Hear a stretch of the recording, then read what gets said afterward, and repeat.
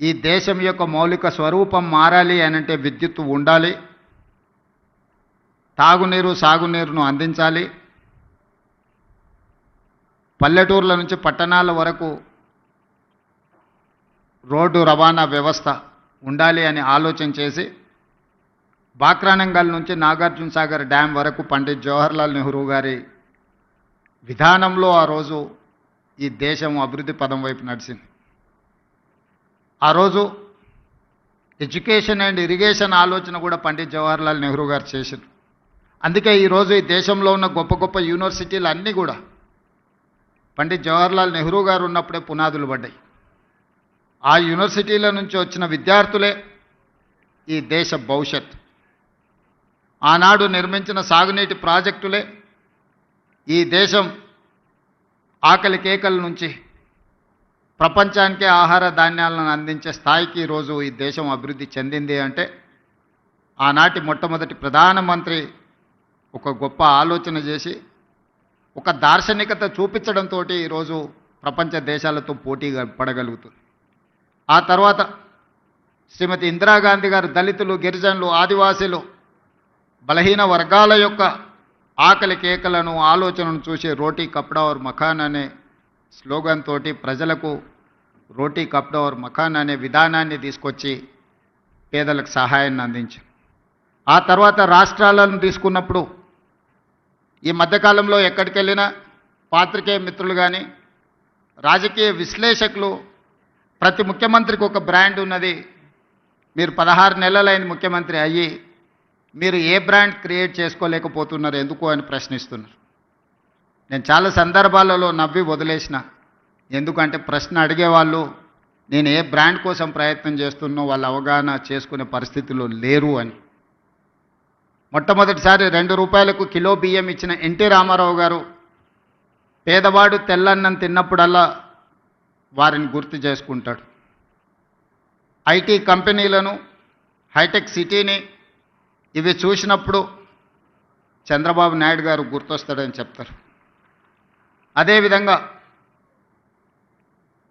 జలయజ్ఞం వ్యవసాయాన్ని ప్రాధాన్యతగా తీసుకొని ఉచిత కరెంటు నుంచి సాగునీటి ప్రాజెక్టుల వరకు రైతుల సమస్యలను చర్చించినప్పుడు రైతు బాంధవుడుగా డాక్టర్ వైఎస్ రాజశేఖర రెడ్డి గారు గుర్తొస్తారు. సరే, ఇంకొంతమంది కొన్ని రకాలుగా కొన్ని బ్రాండ్స్ క్లెయిమ్ చేస్తూ ఉంటారు, ఉద్యమకారులమని, తెలంగాణ ప్రదాతలమని. వాళ్ళ గురించి నేను పెద్దగా చర్చించదలుచుకోలేదు. మరి మీరు ఏ బ్రాండ్ లేకుండానే అన్నోటీస్డ్ చీఫ్ మినిస్టర్గా మీరు రావడం పోవడం జరుగుతుందా అని చెప్పి విశ్లేషకులు, శ్రేయోభిలాషులు అడుగుతున్నారు. నేను ఒక మాట చెప్పదలుచుకున్న ఈ వేదిక మీద నుంచి విశ్లేషకులకు, విమర్శకులకు, ఈ రాష్ట్రంలో ఉండే ప్రజలకి, young India is my brand. I wanted to create a brand that is called Young India. వేల సంవత్సరాల చరిత్ర కలిగిన మానవుల కోసం దేశాలు, సరిహద్దులు అనేటివి కృత్రిమంగా మనం సృష్టించుకున్నవే.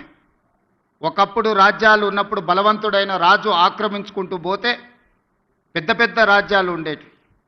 మళ్ళీ సామంతులు స్వతంత్రం ప్రకటించుకుంటే అవి చిన్న రాజ్యాలుగా మారినాయి. రాజ్యాల సరిహద్దులు మనం సృష్టించుకునే.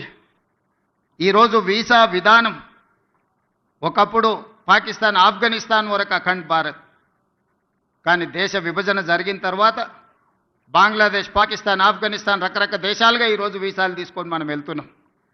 ఈ సరిహద్దులు అన్నీ కూడా మనం కృత్రిమంగా సృష్టించుకున్న సరిహద్దులే, మానవులు తయారు చేసుకున్న సరిహద్దులు.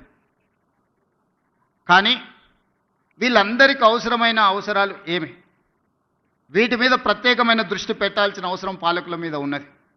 అది రాజ్యాలు కావచ్చు, స్వతంత్ర భారతదేశం కావచ్చు. భారతదేశానికి స్వతంత్రం వచ్చి 75 సంవత్సరాలు పూర్తి చేసుకున్నామంటే this is one of the youngest country in the world. స్వతంత్ర భారతదేశంగా 75 సంవత్సరాలు అనేది చాలా చిన్నది. మనం పురాణాలను విన్నప్పుడు, చరిత్రలు చదివినప్పుడు వేల సంవత్సరాల చరిత్ర గురించి మాట్లాడుకుంటున్నాం, చర్చించుకుంటున్నాం. వేల సంవత్సరాల చరిత్రలో 75 సంవత్సరాలు అనేది ఒక చిన్న ప్రయాణం మాత్రమే. ఈ చిన్న ప్రయాణంలో ఎంతోమంది ప్రధానమంత్రులు, ముఖ్యమంత్రులు, మంత్రులు రకరకాలుగా వచ్చిండ్రు. కానీ కొద్దిమంది మాత్రమే చరిత్రలో నిలబడ్డారు.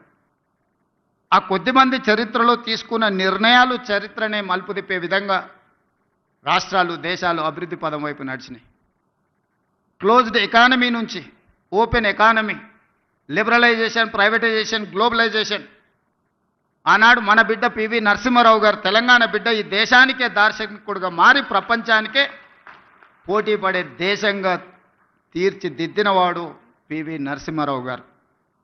ఈరోజు దేశంలో ఎవరికి ఇష్టం ఉన్నా లేకపోయినా, వారికి నచ్చినా నచ్చకపోయినా పివి నరసింహారావు గారి పేరు తీసుకోకుండా లిబరలైజేషన్, ప్రైవేటైజేషన్, గ్లోబలైజేషన్, ప్రపంచ దేశాలతో భారతదేశం పోటీ పడుతున్న విషయాన్ని ప్రస్తావించలేరు. అది వారి యొక్క విజ్ఞత.